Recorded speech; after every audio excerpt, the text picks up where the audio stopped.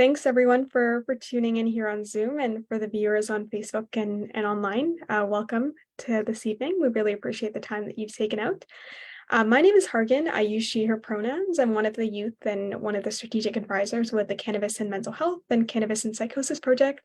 And I'm so excited to be here with three wonderful guests who are here to share more about their experience and their expertise with a very interesting topic, cannabinoid hyperemesis syndrome.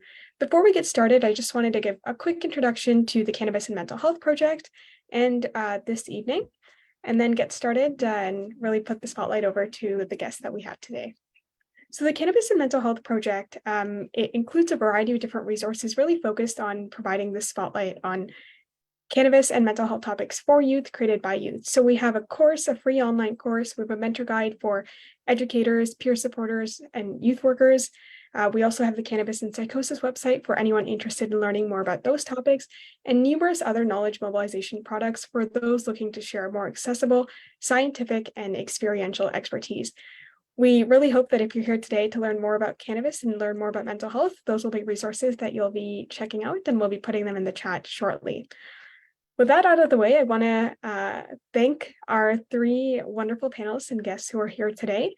I think they'll do a much better job at introing themselves and sharing a bit about their background. And so I'm going to turn the stage over to Amy to get us started. Amy, if you want to give a brief introduction to yourself, where you're currently situated, what brought you here, and then we'll go around the table. Hi, I'm Amy. I'm currently nursing right now in northern BC. I've been dealing with this issue since I was probably about 20 now, so it's about 7 years. It's caused quite a bit of grief for my life. Just, it's hard to deal with, but I'm getting by, and I don't have that much information on it, like from the doctor perspective, but I have my experience that I want to share with you guys. Yeah, and I grew up in Surrey, BC, and now I'm out in northern BC. So it's been a cool experience. Thanks so much for joining us, Amy. I'm sure it's going to be really cool to get your perspective as a patient and as a provider as well. Riley, do you want to go next, giving a brief introduction to yourself? Yeah, sure. I'm Riley. I'm 27. I'm located in Toronto, Ontario. And just right at the beginning of the new year, I ended up in the hospital because of CHS, and it was probably one of the worst experiences of my life. So that's why I'm here to talk about it today. Thanks so much, Riley. I really appreciate your openness and being here today. Really looking forward to your story. And last but certainly not least, Dr. Rogers, thank you so much for joining us today. Would you mind giving a brief introduction to yourself and your background? Sure. Alan Rogers. I'm a medical doctor. In Peterborough, Ontario. I've been working emergency for a long time, and I do other sort of alternative kinds of medicine as well. I suspect, I use marijuana, but the people who get in trouble are the ones who use it a lot, and the people. These two other guests here know an awful lot more about this because they've experienced it. And as well, people who have experienced, who are out there who have experienced cannabis psychosis, they don't know a lot more about this as well because again, they've lived it. I see it coming in. I have to sort of manage the badness when it happens. Anyway, I hope I'll be a bit of an asset to the group and from our perspective. But as I said earlier to the group, before this was sort of went public or whatever, I'm probably judgmental. And as the guy said, it's okay to judge if you're right, and we're always right. We're always right. Right? We all think we're right. At any rate, I'll try not to judge. I try not to be judgmental. I try to be understanding and compassionate. Anyway, good. Carry on. Thank you so much, Dr. Rogers. And thanks again, all three of you, for coming out today. I think we have a great diversity of perspectives that I'm sure the group is really excited to hear. Before we move into the questions, I just wanted to set out what the evening is going to look like. We'll have about 30 to 35 minutes of moderated questions that we've curated before, and the last 20 or 25 minutes will be saved for audience questions. So if you guys have any questions, feel free to put them in the chat, or if you're on Facebook, feel free to add them as a comment, and we'll get to addressing those near the end of today's session. So maybe just to get started, Dr. Rogers, I'm wondering if you can give us a bit of a definition of what cannabinoid hyperemesis syndrome is, and then maybe we can hear from Amy and Riley afterwards about their experience and what it means for them. Yeah, the people who, as I said, the people who have lived this sort of thing know what it is, know exactly what it is. But it's usually seen, it's poorly understood. It really is poorly understood scientifically, and the management of it, but is sort of treating symptoms as opposed to having an excellent or a perfect idea as to what actually is going on in the brain. But it's typically, is seen in people who are heavy cannabis users. Well, what's a heavy? That's what's that mean? Heavy. Well, typically once a day, 4 times a week, people will say prolonged use, a year, 2 years. And then but it can be 10 years of heavy use, and then the whole phenomenon happens. So, and the person ends up presenting to the emergency department with intractable vomiting. They just can't stop vomiting, and it may be going on for a number of days, and could have been attributed to this, could have been attributed to that, and that's the problem. Person comes into emergency. And we're pretty quick to label. Oh, you use cannabis. So, and initially myself, I said, this is just a bunch of emerge docs who are judging, saying, yeah, you're going to have this intractable vomiting. There's a whole slew of causes of cyclic vomiting, or what we call cyclic. People who present to the ER have been vomiting for 3 or 4 days and no known cause. It's not gastroenteritis, whatever. It's not migraine, although migraine can certainly contribute to it. And we want to, all you guys should stop smoking. All you guys should stop doing it. And we're just sort of, stop that and you'll get better. But part of it's true. Part of it's true. And as much as I didn't like to believe it myself, because they say I'm not a regular heavy user, but it's certainly, as the other guests will attest to, it's certainly a valid phenomenon, and it's miserable, and it's hard. It can be hard to treat, and it can be dangerous to treat. Dangerous to treat from the point of view that some of the drugs that we use so we rehydrate the person and then give them anti-nauseants. But one of our favorite anti-nauseants is ondansetron, which reacts with a whole slew of other drugs that can affect the electrical activity of the heart, and such that you can die from this. This is bad business. This is bad shit. And trying to treat this and trying to manage it again can be really difficult, and can be fraught with traps and potholes and death. And it's like I do hypnosis, and people come to me for smoking for hypnosis. One of the things I say to them, now I'm not talking about edibles, but smoking marijuana. Nobody stands downwind from a campfire. So I'm talking about smoking cigarettes. Nobody stands downwind from a campfire. Why not? Anyway, there you go. So anyway, I always you got to look after yourself. You got to take care of yourself. But that's what this whole thing is about. Anyway, I'll stop talking. Thank you so much, Dr. Rogers. I think that's a very nuanced perspective on the condition. I certainly think from the provider point of view, and also from the patient perspective as well, of how difficult of a condition it can be to deal with. And on that same vein, I'd maybe like to start with you, Amy, if you wouldn't mind sharing a bit about your experience with CHS and what the condition means to you and what it looked like for you. So when I think I was about 20, 21, I was up in Whistler working, and I was smoking every day, a couple times a day, enjoying myself, and then all of a sudden every day I started puking multiple times a day. With that came stomach cramps, and the only thing that I found relief was smoking more or having a hot shower. So I'd find myself in the bath or in a hot shower probably like 5-6 times a day. I ended up not being able to eat. I would try to bite something, and instantly my body would just reject it. I wanted to eat, I just physically couldn't do it. So I ended up losing about 60 pounds a couple of years ago. And it was really hard to stop smoking. And I didn't know that's what it was from at first. So I ended up going to the ER a few times. And finally, this guy says to me at the ER, "Do you smoke weed?" And I was like, "Yep." And he's like, "Do hot showers help?" I was like, "Yeah." He's like, "Oh, you have CHS," and kind of set me on my merry way. And I had no resources, no information on what it was. So me being a nurse, I took it upon myself to find that information online. So I educated myself on what it was, and I realized, wow, what I'm doing is I'm hurting myself in the long run.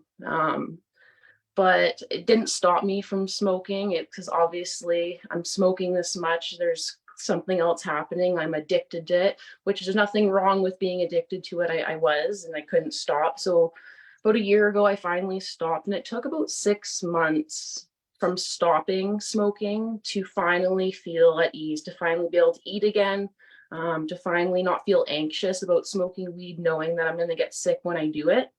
I've slowly been reintroducing it back into my life because it's a nice way to relax on, my days off. And so far, I haven't had any issues, but I'm curious to see if like it's going to come back quickly, or if it's going to stay away forever, or if I'm just going to be kind of in the middle here. But yeah, it's been a struggle for sure. Definitely don't wish it upon anyone. Thank you so much for sharing in your honesty, Amy. I have a couple of follow-up questions that I'd like to get to, but before that, Riley, do you mind sharing a bit of your perspective with CHS and maybe how it was different or similar to the perspective that Amy just shared? Yeah, sure. Do you want me to say my whole experience, like what I went through for? Absolutely. Okay, so I mean, I was smoking like probably 2-3 grams of poppers a day, which is like half tobacco, half cannabis, and I only smoked 30% or higher weed. And I started getting like insane, like really bad diarrhea, and then also insane nausea at the same time. So I'd be doing both at the same time, and it was horrible. And then I thought it was just because I'm lactose intolerant, or just I eat like absolute garbage anyways. And then I started noticing that hot showers were the only thing that would fix it. So my stepmother is a doctor, and I kind of like I asked her because I was kind of this had been like for a month or two, maybe a bit more, that I'd been experiencing that like almost every day. And then I talked to her, and immediately she said CHS. And then 2 days later, on Boxing Day, I ended up getting really drunk with my family for Boxing Day. I started feeling it coming on, and I smoked a popper because I knew that it would make it feel a bit better. It did not at all. For the next 7 days, I threw up. 3.5 of them, I tried to just tough it out at my house and was puking for like periods of 12 hours at a time. After 3.5 days, I was getting like dizzy and scared that I was just going to pass out from sitting down or standing up. And when I got to the hospital, I told them exactly what it was. And I mean, they were kind of, I told them exactly what would help me, which was hot water, hot showers, and they kind of denied me from that for like a full day. So that was kind of really unbearable when I was dealing with that. Because for the past 3.5 days, I was in a shower pretty much nonstop for 72 hours. Like until the water would get cold, I would go out and then go back in the shower for 72 hours. But yeah, when I got to the hospital, they filled me with fluids. They said that if I came in a day later, my kidneys would have shut down. And yeah, I would have started having seizures, and then potentially, even worse. And since then, unfortunately, I haven't I've been too scared to smoke weed because it's the most traumatic and awful thing that I've ever been through, and I've been through a lot of shit in my life. But yeah, I probably at least 3 or 4 times a week think about smoking weed, but I'm just too scared to do it now, so I haven't tried. Because it's not worth that experience again. Honestly, you'd have to pay me quite a bit of money to smoke weed again. So yeah, that was my experience with it. Thank you for sharing, Riley. It certainly sounds like it was a very scary and like you put it, a very traumatic experience. And so Yeah, it was the worst. yeah, sharing that with us. One common thing that I heard in a couple of pieces that were mentioned was this idea around education and learning a bit more about the condition, whether that be from family members, on yourself, or through formal education. And so, Amy, I wanted to start with you. I know you talked about when you started first having these symptoms, you searched online to see if there was any kind of information. And so I guess I'm just curious what you felt about the resources you found, if you thought there was adequate education, information, or just any thoughts that you have on what the landscape looks like from that front. I found it really hard actually to find information. Like he didn't straight up say to the doctor, he didn't straight up say you have CHS. He's like, you're smoking weed, you need to stop. He's like, weed's doing this. So when I got back home, I like was searching up every little thing I could on Google, and finally I came across, I can't say the word, but CHS. And then from there, I didn't find much resources on how to treat it other than to stop smoking. And clearly, you're having this issue from smoking too much. So, how does someone go from doing it all the time to just like cold turkeying it? So I didn't see any resources or suggestions on how to like taper down, how to calm the side effects at all. It was pretty much all I saw again was to stop. And how is someone going to stop if they do something every day? You need time to process that. You also need like the mental willpower to want to stop as well. And it's hard when you don't fully believe that that's what's causing it. I kind of thought maybe there's something else in my life that was causing it. So it was a little bit of an adjustment to be like, okay, yeah, this is what it is. This is what's happening. But yeah, resources was hard. There's not really much out there other than explaining what the disease, the diagnosis is and whatnot. There's not that many resources, I find. Thanks for sharing. I mean, it's certainly difficult enough to be living with the condition, and I'm sure even harder to not be able to find ways to be able to better support yourself. I think it's hard to tell someone to just stop consuming when you said it's like it can be such an important part of your life. Riley, do you think it was a similar experience for you when you were looking for information, resources, or talking to other family members or physicians? No, because I knew immediately, like even before I went to the hospital. Like I said, my stepmother's a doctor, and so she kind of told me immediately what it was. And the only issues that I had were the doctor. Well, once I saw, like after like the full day of me just being left on a gurney in the middle of the hallway in the hospital, when I got to finally see some real doctors, like they understood more. But the most difficult part was dealing with the nurses and trying to explain to them. But I was really lucky that as soon as it got bad, I knew what it was, so I didn't have to take continuous trips to the hospital. Yeah, I lucked out on that because I do have a lot of friends that didn't have that, and obviously Amy, like has been saying that she had to go multiple times. And so yeah, as soon as that happened, I stopped smoking weed, which has been hard, and I've been drinking more and other things because of it, because I use weed as a coping mechanism, obviously, and just for something when I'm bored. So that's probably the worst part about it now. Absolutely. And I think that's very fair. I mean, being able to know about it beforehand, but still experiencing those challenges going in. And Yeah. sounds like there's a lot of complexities involved with seeking care as well. Dr. Rogers, from your perspective in your medical education and in your training, do you feel like you had adequate information and resources to understand how to be able to know when someone has CHS, what kind of treatment to provide? Just curious about your perspective from the medical side of things. I'm not up to date with the current curriculums in medical schools as far as anything being taught on this, but once the phenomenon gets described and you're working in the emergency department, you sort of avail yourself of the information available. And so it doesn't take long to sort of do the management of it. So what's the management of it? The intravenous this, watch for this drug, watch for these interactions. That's pretty straightforward. So there's a medical issue here, a medical problem. How do you fix it? Oh, stop it. Well, you just stop.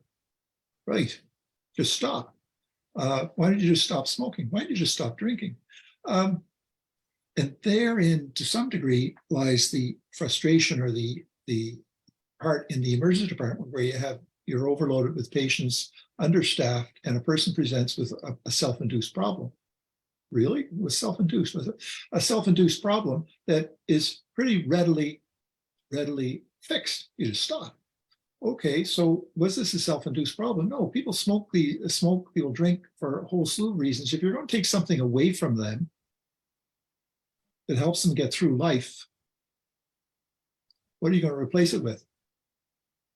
So what Amy is talking about there was like resources. There's no resources. And this ends up being so calms me down, helps me do this, relaxes, take it for stress. Now, as Riley says, she's drinking more.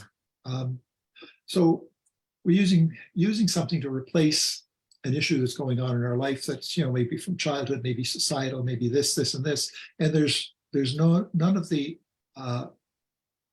those supports out there and mental health is a huge issue now, and it's underfunded, but it's always going to be underfunded.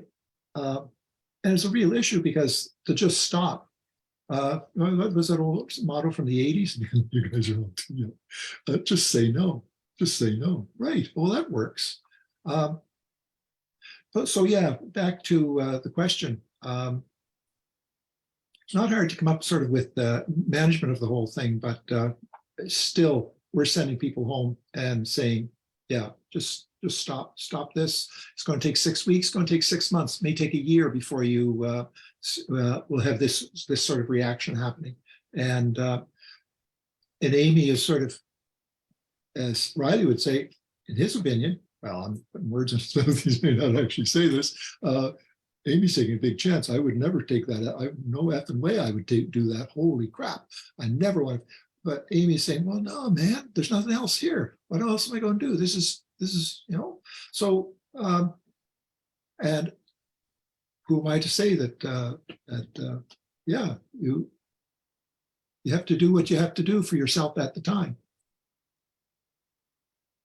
Well, thank you for sharing, Dr. Rogers. I think, like you said, it's it can seem easy to kind of treat immediately what's happening, but the larger societal and systemic issues about how are you able to better support people who are using cannabis for a variety of different reasons is really an underlying issue that we're looking at. I know both Amy and Riley, you talked a bit about the importance of cannabis in your lives, and you had very different reactions, as Dr. Rogers was alluding to as well, of after you developed CHS. And so I guess I'm wondering, maybe starting with you, Riley, how do you think your experience with CHS has impacted your mental health and your relationship with cannabis and other substances?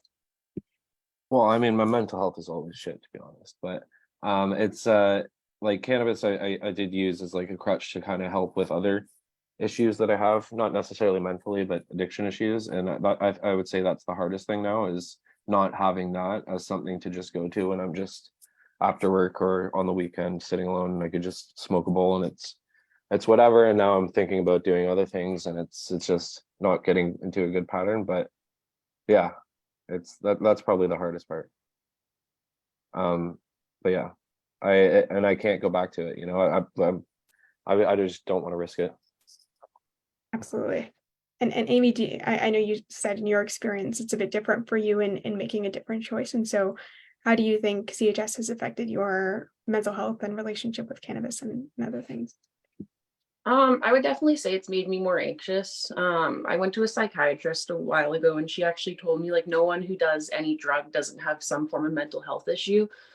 So when the doctors say to me, oh, you just need to stop, it's like, well, we're not addressing the underlying issue, right? Like when someone comes in as a nurse, it's like, we want to treat what's happening. And yes, I'm throwing, my stomach hurts and this is happening, but clearly there's something wrong. So, but like, they don't look into that, they don't care. So it's given me a bit of doubt in the healthcare system, even though I work in it, to be honest with you. It's kind of sad because like there's probably a lot of people out there that are struggling and have no idea. And then I also wonder too, just because like I'm anxious, and I don't know about Riley, but does being anxious and smoking weed cause a bigger play in the CHS symptoms that we're experiencing? And that's something I would like to learn more about personally and see is that actually, does that correlate like with each other or not, whatnot? I would say that I have severe anxiety before and now after as well. So I mean, potentially, like, yeah, I don't know if it's gotten worse, but I've always dealt with a bit of anxiety, and I feel like it might even be worse now. Yeah. Thank you both for sharing. I think it's so valuable to hear these different perspectives. I'm sure that others on the call as well being able to understand more about how differently CHS has kind of affected you, but also hearing these similarities in your stories about the anxiety and coping with in other ways, I think is so valuable. Dr. Rogers, hearing these perspectives, I know you talked a bit about, you were talking about the larger kind of systemic issues with mental health and the difficulty sometimes with being able to stop substances without really understanding the underlying reasons. And so I guess I'm curious from your experience or kind of reflecting back on your time working in the emergency department, is there anything you think healthcare workers could have done differently or could have done better to support individuals who came in with CHS?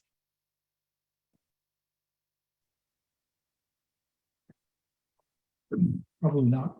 Probably not. Probably not, which is unfortunate. It's tough to say that, but as Amy said, they don't care. Well, it's not that they don't care, it's that they can't care, which is a real problem. They just don't have time. There's the burden of the other person who is sicker. We have no beds.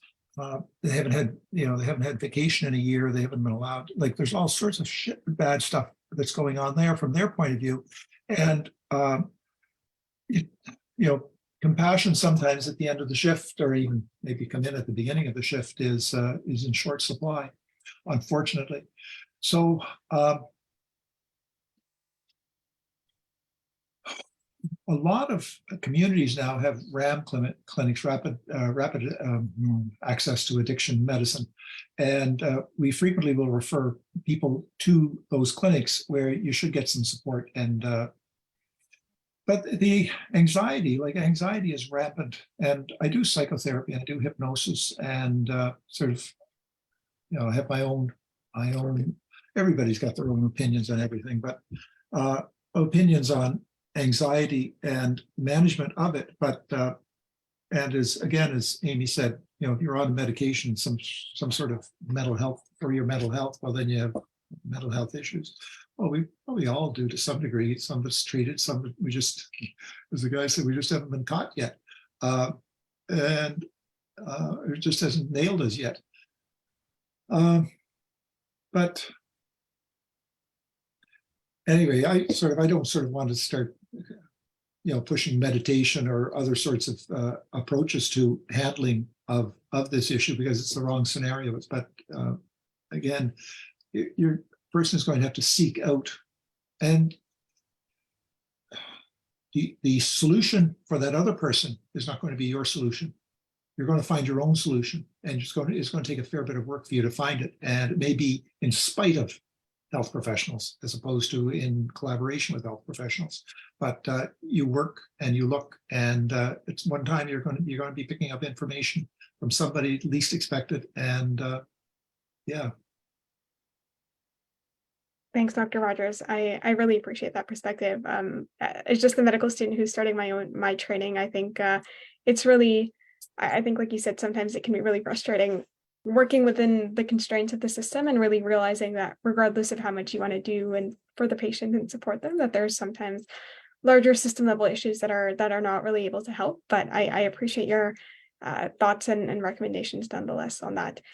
Perhaps another complicating factor, maybe an uncomplicating factor that I wanted to ask about, as we know, with legalization happening in Canada, I guess I'm just curious from everyone's perspective. Maybe we can start with you on this one, Amy. Do you think legalization has at all changed your experience with CHS and how you're able to kind of talk about it, experience it? Do you think it's had any effect at all, or not really? With certain people, like, I don't tell everyone that I smoke weed. A lot of people are very judgmental of that still, especially like in the workplace. It's not something I bring up every day. Like, when I got sick, I didn't tell everyone, oh, this is why I'm sick. I was like, oh, I'm just going through some stuff. I have stomach issues right now. Like, to be honest, it was a little embarrassing. It's like seeing my other friends being able to smoke as much as I am, and they're totally fine, and then here's me just like not doing well. So yeah, no. Thanks for sharing that, Amy. It's certainly a difficult enough experience even after legalization to see that there's so much stigma with cannabis, with mental health, and these various other topics that are really important to us. Riley, do you have any thoughts on what your experience was like? So I only started smoking weed like 2.5 years ago. So I've only really started after it was legalized anyways. So there's not really any difference because I smoked weed like a couple times when I was younger. But I mean, there's no stigma around anything that I do. I'm very open with pretty much anything that's ever happened in my life. And if somebody doesn't like it, well, it's too bad for them. Thanks for sharing all. I feel like it's super interesting for me to hear your response and Amy's response as well, and the differences and similarities in those. Dr. Rogers, do you have any thoughts on kind of from the medical perspective and working in the emergency department or even hearing from your colleagues, how do you think legalization has changed the way that you've interacted with or treated patients with CHS, if it's changed it at all? I don't think so. I'm not convinced. Maybe again, I'm sure there's studies out there, but I'm not convinced that the usage of marijuana has really increased. All these corporations that have invested hugely or made these cannabis factories, a lot of their stocks are dropping. I think the usage was overestimated. And I think all drugs should be legal. I think every drug should be legal, and you lose the stigma, you lose the criminality of it, and people are more upfront telling you what they're using. And yeah, I know that's controversial, but like if I don't know, the stuff that was in cigarettes, regular cigarettes, if that stuff was in ketchup would never make it on the shelf. But it's out there and it's available. But yeah, I think the long and short of it is I'm not convinced that legalization has caused one thing. I think it should have been legalized long ago. Absolutely. And that's I do- really, Oh, sorry, go ahead, Riley. I was just going to add one thing. I probably wouldn't have started smoking weed if it wasn't legalized. I was just walking down, like I've done many other things in my younger years and still now sometimes, but I was just walking down the street and walked into a pot shop because I was like, what the hell? And then bought a bong and some weed and started smoking weed then. So I don't know if I would have started smoking if there weren't pot shops all around the city. There's four around where I lived, like in a 1 street radius, and I just wanted to step in, and that's pretty much the whole reason I started smoking weed. Thanks. Dr. Rogers, go ahead. Well, I mean, back at alcohol and teenagers, and they would come in and they'd be Saturday night drinkers, and they'd come in and alcohol poisoning in a 15-year-old sort of thing, and you sober them up and you watch them till they're sober enough to go home. And I'd always say to them, if this is recreational, you're doing this and whatever, but you have to be the biggest problem is if you vomit and you're unconscious from alcohol, you die because you're aspirating. Your friends just think you're sleeping and you're dead on the floor. So there's a big problem there. But the other problem is when your recreational drinking becomes daily drinking as a 15-year-old. And the reason you're doing that is because you're wanting to alter your reality. Essentially, so if you're trying to, and I would say to them, if you're needing to alter your reality on a regular basis, there's a problem with your reality, and we have to sort out the reality. So if you're using drugs anxiety is a tough problem, and I suspect the biggest reason people are using marijuana is for anxiety. I think it's a large reason, and if the reality is that kind of anxiety on a regular basis and interfering with their ability to function, then that's a huge mental health problem, and there's no resources aren't out there. Good for you though, Riley. Wow, that's pretty impressive that you didn't smoke dope until it was legal. Oh, I did way worse things, for many years, and then I just decided maybe try not do those things and pick up smoking weed. But yeah, I don't think I would have without it. So I wouldn't say good for me. I just kind of chose the lesser of the evils, and then it ended up being the most evil one, to me at least. I know it does a lot of good for a lot of people too, though. Thank you, Riley and Dr. Rogers, for sharing your perspective and that interesting conversation. Dr. Rogers, you talked a bit about kind of anxiety and how many people may use cannabis for anxiety. I did get a question as a direct message, and I just want to remind the audience of if you have any questions, feel free to send them in the chat, send them as a direct message to me, or post them on Facebook. But this question is for Riley and Amy. Kind of building on what Dr. Rogers was saying, I know you both talked about the fact that cannabis was something that helped with your anxiety, and you briefly kind of talked about how you've been managing since managing anxiety with or without cannabis. And so one of the audience members is asking, what are ways in which you manage your anxiety without cannabis? Is there anything else that you use, anything else that you found helpful before, after your diagnosis? Personally for me, I started drinking for about a year and then I gained quite a bit of weight and I really looked at myself and was like, wow, this is very unhealthy. This is worse than what I felt before. So I stopped drinking, which was extremely hard, just as hard as it was to stop smoking. And I started vaping. So I find vaping helped me a lot, just to have something to do, something to fiddle around with. Again, it's not the best thing you can do. I'm still listening to my body, but for me right now, it's what I need. And hopefully one day I can stop. I will finding a hobby that you love. So like I love walking my dog. I love hunting. So I find myself every single day going for a drive, finding a beautiful place, whether that's going for a walk there. Like if you live in a city, just like get outside, distract yourself, be in nature, or just like, even if you like sitting in your house and knitting, whatever that is, video games, just like find a hobby and like go hard into your hobby, because that's like the best thing you can do for yourself is distraction. I found for myself personally is not being, if I'm not busy, I'm thinking about things, I'm thinking about drinking, I'm thinking about smoking. But if I'm having fun and I'm living my life and I'm outside being active, it's the last thought on my mind. Thanks, Amy. I'm still also looking for hobbies, so I think that's a great piece of advice, and I think it's really valuable to hear more about your perspective and what's really helped you. Riley, do you have any thoughts from what's helped you with your anxiety? So, I mean, even when I was smoking weed, like half the time I smoked, my anxiety probably got worse, I would say. I would have like, I don't know, it was half the time I smoked, my anxiety got worse. And now, I mean, I wouldn't say that there's anything healthy that I do that helps with it. Um, Other than just distractions like going to work. Um, but yeah, that's like there's nothing really that I would suggest to anybody else that I do that is is a good anxiety coping mechanism, other than distracting yourself. And like Amy said, find a hobby, but I don't have many of those. Absolutely, and I think like you both are saying, it's very individualized sometimes as well about ways that what some people are able to support themselves with their anxiety and other ways that others are able to. And so I really appreciate both your openness and sharing a bit more about what's worked with you and being so open and talking about your own experiences. We have another question here, and maybe Dr. Rogers, I'd like to start with you on this one. They're asking if if CHS happens only when you've smoked weed, or does it also happen when taking edibles?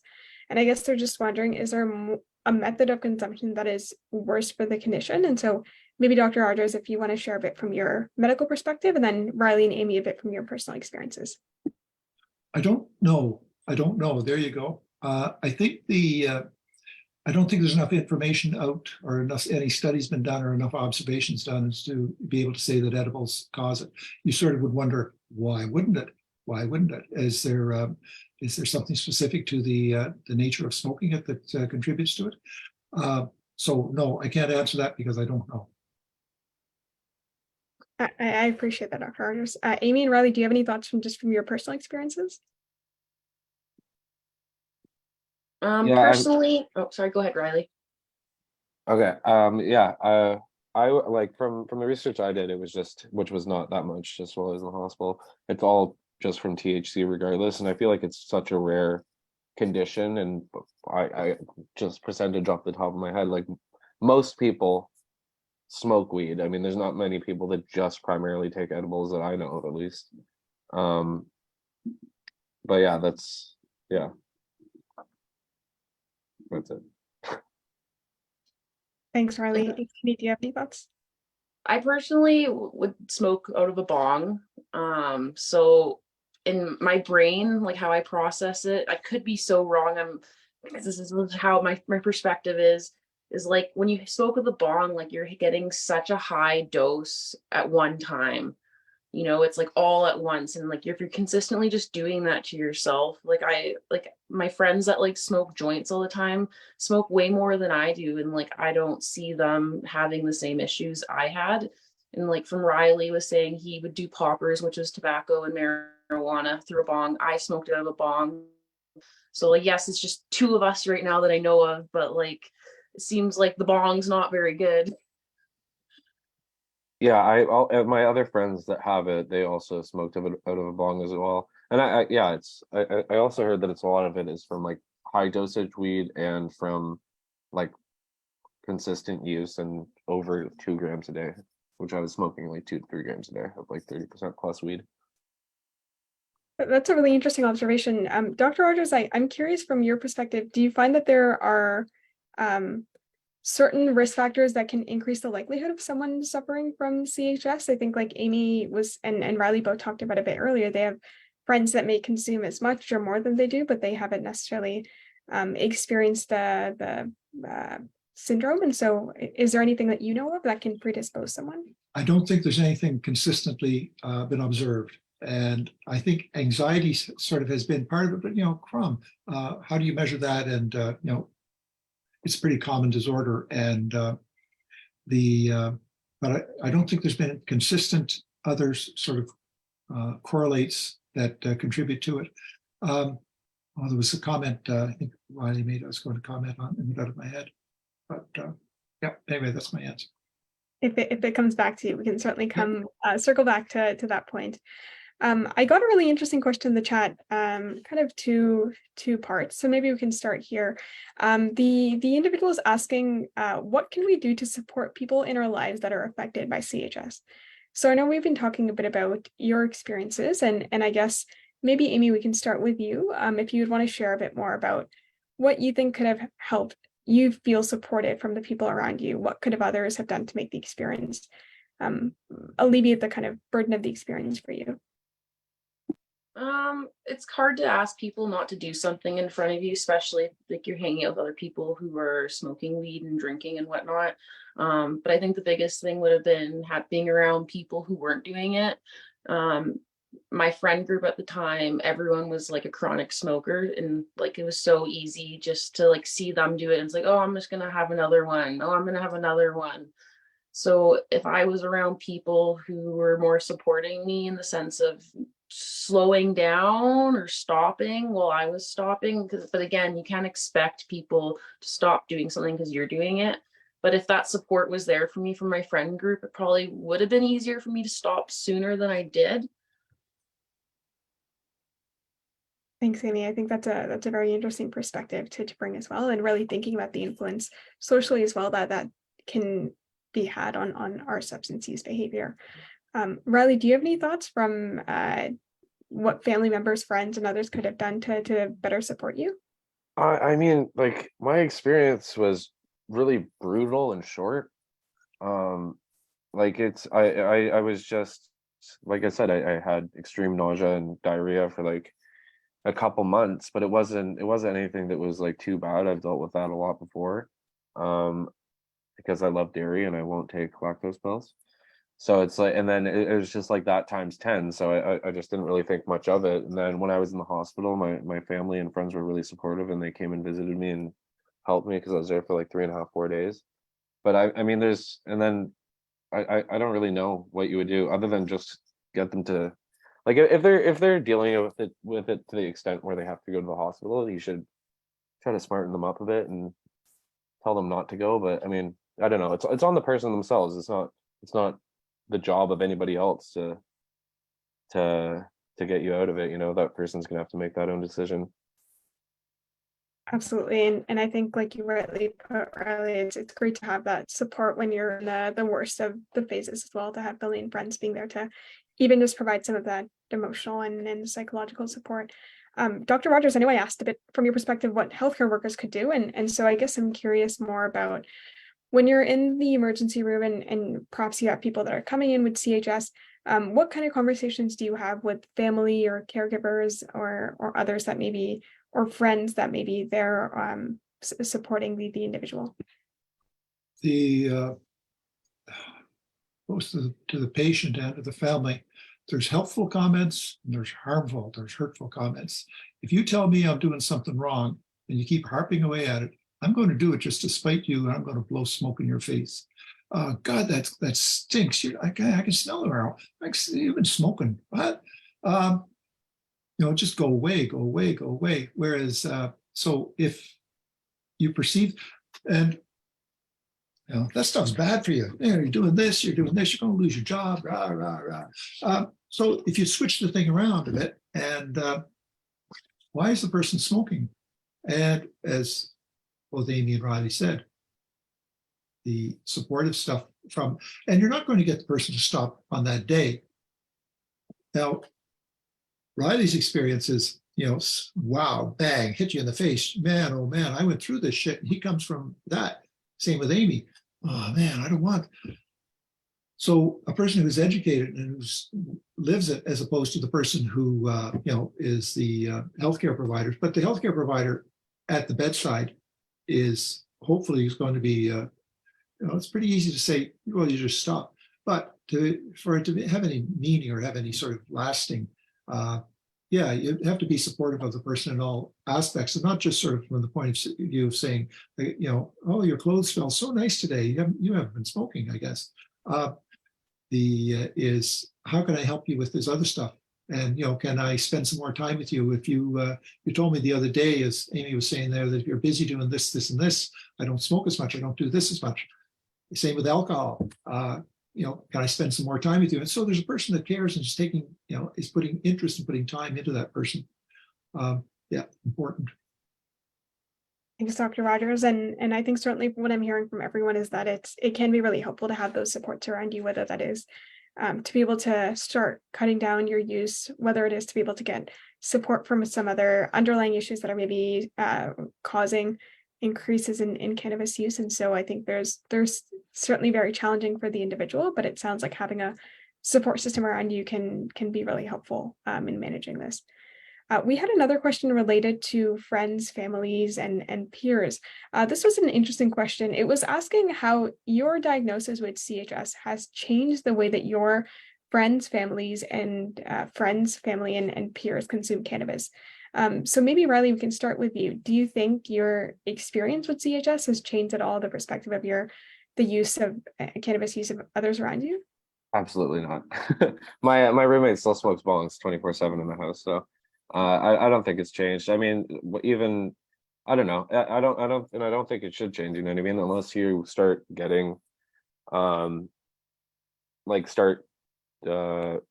affected or start getting CHS, then I mean, do whatever you want. I mean, hearing it's definitely, I would say most people that I've told my experience to, or told them about CHS, they had no idea what it was, or the fact that it could potentially kill. I mean, it did kill one 17-year-old kid in the States. So it could potentially kill you from the dehydration, right? That's why my kidneys almost failed. But yeah, I mean, I don't know. It definitely hasn't changed the marijuana usage from anybody that I know. Thanks for sharing, Riley. I appreciate that honest perspective. Amy, do you think you had a similar experience with those around you? I agree with Riley 100%. No, if my friends were affected by it, they didn't change. It's like, I don't think they should have to change. If smoking marijuana helps them and they enjoy doing it and they're living their best life, have at her. It's better. Like, they know now, like, what the symptoms are. So if they were to experience, they might be able to pre-see what's going on faster than what I did. But I don't think it's fair to have anyone stop, or they're living their best life. It works for them, it just doesn't work for everyone else sometimes. Absolutely. No, I think that's a very valid perspective. And I think, like we chatted about earlier and in the conversation as well, various people may consume cannabis and not experience this or consume in different ways. And so I think that's really important to hear. Dr. Rogers, do you have any thoughts on that question? Just about how maybe you've seen your patients, those around your patients, or even other healthcare workers being impacted when they've seen patients with CHS? It's a pretty rough thing to see happening, and as you well recognize, or as you should well recognize, this is is dangerous. You're vomiting, you've changed your electrolytes, your potassium maybe in your boots. You're just being prone to a whole slew of badness happening in the body, in the biochemistry of the body. The and I suppose I'm being judgmental here, but when Amy said, they're living their best life using this, it's a mood altering. We're altering mood. The same with alcohol. Like I remember seeing this article in the Globe by a fairly respected journalist a couple of years ago, how these people were picking up their kids and they were pretty laid back. They were and as they say, nobody gets in a fight after they've been smoking a few joints. They do after they've been drinking some alcohol. And the afternoon mothers having a glass of wine in the afternoon before they pick the kids up, and well, now we switched over to marijuana. I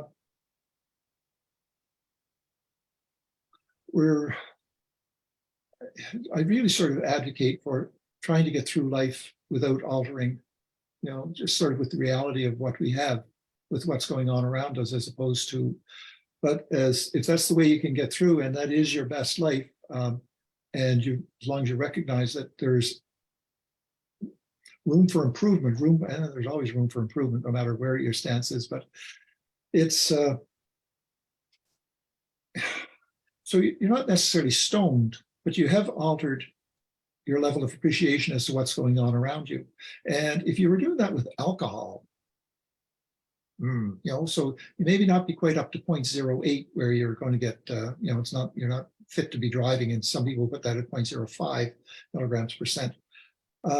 However, it's not my opinion. Okay, here I am, opinionated. I think it's, I don't think it's good. I have a bit of trouble with that. We're not going to be in a drug-free world, but all we have is this thing that carries us around. This is what represents us. We haven't got anything else other than this thing that carries around. Yeah, you have family, yes, you have friends, but when it comes, and we have to work at respecting it. We have to work as best we can, doing the best we can with the resources that we have.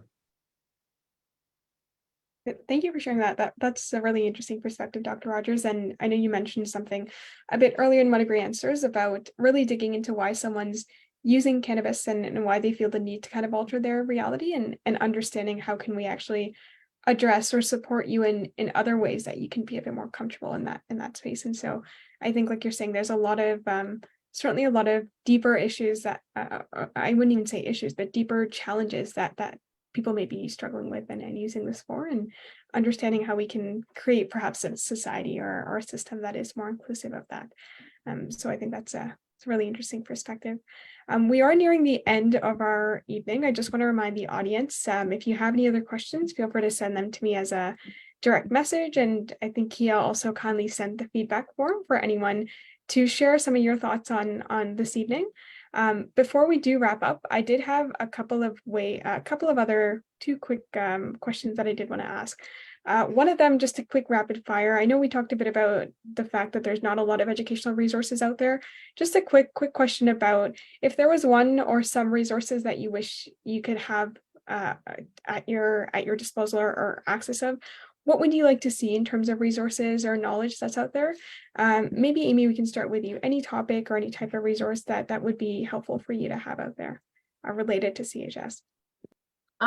So I think it'd be nice if in the hospital they had pamphlets. So pretty much if you go in the hospital for literally anything, the nurses can print out for you either a pamphlet or just like sheets that educate you. So if there was more like education around it, say I show up to the hospital, this is what's happening. They say you have CHS, they're not going to be able to like readily help me right there, but at least they can give me the resources I need to move forward and to like look into that myself. Again, the healthcare system the ER is not going to solve my issue of stopping marijuana, but if I had a pamphlet that like, this is what's going on, these are some places you can call, whether that's like addiction services, psychiatrists, counselors, because like clearly if I'm smoking weed and can't stop, there's another issue, right? So it'd be nice if there was pamphlets readily available within like facilities to hand out to people to, rather than like me having to go home and find it all on my own. That could be really overwhelming for some people, and like some people don't want to look into that. I personally look into it because I'm a nurse. I want to learn. I want to see what the symptoms are. I want to see how to treat it, but not everyone has that same mindset as I do. Thanks, Amy. I think that's a wonderful idea. I mean, I think like Dr. Rogers was saying too, there's constraints sometimes with the amount of time that you can spend with patients, and so having those kind of educational resources can be so invaluable. Riley, do you have any thoughts on resources, topics that would be helpful for you? Not like, I mean, other than not saying training your nurse is better, but kind of like having it be more of a common thing, and like so that doctors and nurses know more about it. Because like I said, once I got up to the like longer care, or like I guess short care, but not just being in a gurney in a hospital, like or in a hallway in the hospital, like the nurses just didn't know and didn't believe me or didn't care. So if it was kind of more well known within the medical community at hospitals and stuff like that, I think it could do a lot. Then when people are coming in saying they have insane nausea and diarrhea, and the only thing that helps are hot showers, then it's kind of known right there, and they can try to treat them, or I mean, there's not really any treating, but tell them the steps, or tell them like what it is and how serious it can get. But I mean, that's the only thing that I could think of. Absolutely. Thanks for sharing that, Riley. I think it's really valuable to hear from people who have been within the system and kind of experienced it from the other side as well. Dr. Rogers, do you have any thoughts on anything that could be helpful for healthcare providers in terms of topics that you think people may not know too much about, or resources that you would like to see a bit more of? Oh, exactly what Amy was talking about. It'd be nice to have something like that available. It's a fairly rare condition, and but somebody comes in, and as Riley said, this is what I got. That's pretty helpful. But no, it's just what Amy said. There's and again, the problem with the ERs now is you're pulling in nurses from here, you're pulling nurses from there who have no experience in the emergency department, and they're just sort of essentially babysitting somebody in the hall. His IV is running at this, he gets his Zofran at this period of time, he gets the whatever, and he's vomiting from overuse of that. Whoa, that's weird. Yeah. And then he'd walk away, and no, there's no sort of appreciation. So yeah, more education. But the problem again is, the next time the person comes in or somebody else comes in with it 6 months later, 3 months later, and all new staff and whatever. So that's certainly constant, constant ongoing education and renewal. Absolutely. I think that's so valuable, and it's certainly a constant challenge. And I'm sure every healthcare system there is of that education piece and the turnover of different staff. I have a bit of a two-parter question that was sent in by one of the attendees. Just given time, maybe I can ask the first part to Riley and Amy, and then the second part to Dr. Rogers. So the first part is, this is from someone with lived experience of CHS. They're asking, in your experience, have you tried smoking smaller doses of cannabis without symptoms? So I know, Riley, you mentioned that you stopped consuming cannabis after you had this experience. Amy, from your perspective, has it changed anything for you? And maybe Riley, even from friends or others that you've heard, is that something that you've noticed? Personally, when I first started to stop, I would cut back quite a bit, and it was the same. Nothing changed. It wasn't until I completely went cold turkey that again, it took about 6 months for everything to go away. I've slowly been reintroducing into my life just because, I don't know, it's nice to relax on the weekends. So far, I haven't had any issues, but I still do it 4 times a week, but I'm doing it less amount of times per day. But back before, I don't know, I didn't really find a difference until I was completely off it. It didn't really matter how much I was smoking once I had it happening to me. It wasn't going to stop no matter what I did. Thanks for sharing that, Amy. I think it's really interesting. I mean, your experience then and your experience now, and how it's changed or kind of evolved.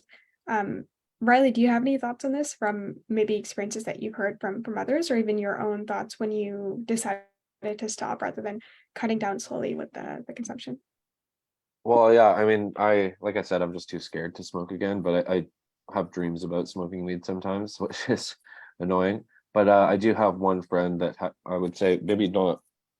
I mean, probably actually worse. It wasn't as bad in that one experience that I had as me, but like she's been smoking since she was like 15 or whatever, and she's had CHS for like the last 3 years, and like every couple months she goes to the hospital from it, and just she's just so severely addicted to it that she just can't stop. But and yeah, it hasn't changed at all.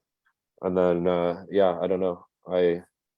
I wish so much that I could continue to smoke weed. I really do, but I can't. Thanks, Riley and Amy. I think like you both are saying, it seems like it's very different experience for others. I mean, for some, it may be something that does alleviate the symptoms, and for others, it may be something that consuming smaller quantities doesn't really make a difference. Um, the second part of this question, Dr. Rogers, I want to direct to you and get some of your thoughts. I'll ask this, then I'll ask another question, Dr. Rogers, that was directed to you. So the first part of this is one of the audience members is asking, how does CBD affect us the same way as THC? So if you can talk briefly about that. And the second part, unrelated, but I know we talked a bit about anxiety before, and one of the audience members wanted to ask about your thoughts on resources that or other ways that you share with your patients to be able to cope with anxiety. So kind of a two-parter. First part, THC and cannabis. People use, like people who dab, people who use it for pain. I haven't seen any of those in the emergency department. I haven't seen any studies on that. So there probably is a bit of a difference. The issue was raised earlier about edibles, and I don't know the answer to that. I suspect, Amy, you said something about that as I remember, but edibles, it's the same thing. I suspect it would, but I don't know that. So I haven't seen with the use of THC as opposed to and the other various formations. The extraction process and as they say, dabbing, and dabbing means different things to different people as well. I have not seen hyperemesis with that. Well, the second part was. Thanks, Dr. Rogers. The second part was just generally about anxiety. I know Amy and Riley shared a bit from their personal experience, but from your perspective of working with patients and kind of sharing resources, what are some other ways that you would recommend to some of those the folks that are tuning in or watching of ways that people can deal with anxiety? That's a whole hour. That's a whole hour. Anyway, so mindfulness is pretty popular these days. I'm biased. I don't like mindfulness. I think it's Buddhism light. If you're going to do it, do the real thing. And but the other side of the coin is that my wife says to me, "Man, you do mindfulness all the time," and here I am railing against it.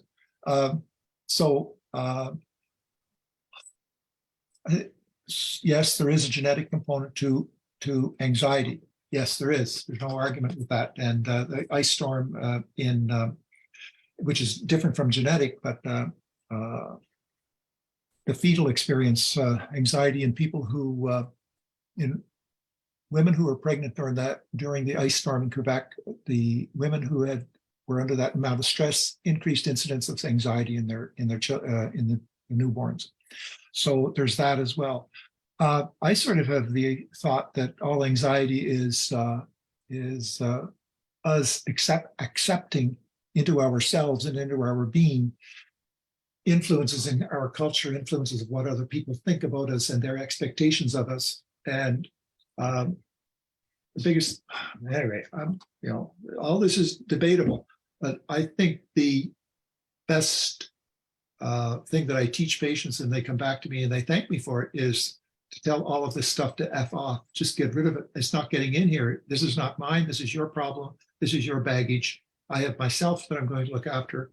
And you just cultivate your inner strength. You cultivate parts of your other, parts of the subconscious. You cultivate love for yourself and acceptance and kindness towards yourself. And just try to work on eliminating what the other people have dumped on you over your life. So that's quite a long process.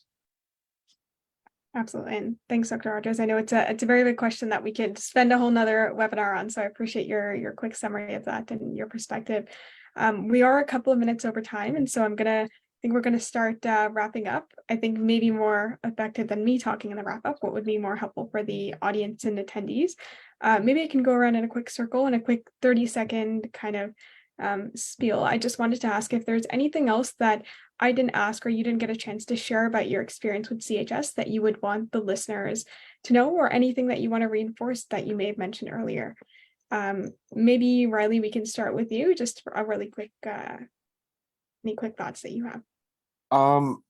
Yeah, I don't know. I would just say if you feel it coming on, stop, because it's really not worth the experience. I mean, in the consistent hospital trips, or just ending up in the hospital for 3 days, or potentially permanently damaging your kidneys, or just it's just not worth it. Thanks, Riley. I appreciate that. And it's a quick summary, which is wonderful.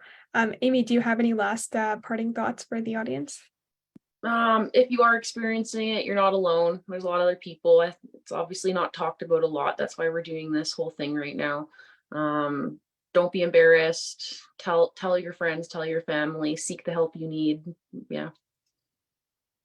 Thank you, Amy. And Dr. Rogers, any last thoughts from you?